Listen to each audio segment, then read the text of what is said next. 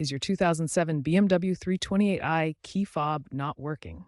Common issues include battery depletion or synchronization failure. The most frequent issue is battery depletion.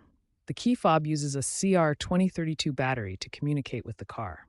A weak battery leads to weak signals or no response. Check the battery voltage. It should be 3 volts or higher. Replacing the battery often resets the fob temporarily. If a new battery doesn't help, it may be a synchronization failure. The key fob loses connection with the car's car access system, or CAS module. Resynchronization may be needed to restore the connection.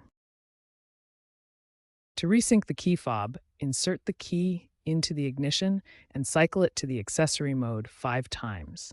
This attempts to re-establish the connection between the key fob and the CAS.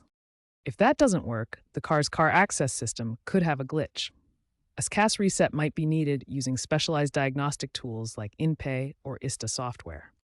Be cautious with full resets, as they can erase learned keys and require reprogramming.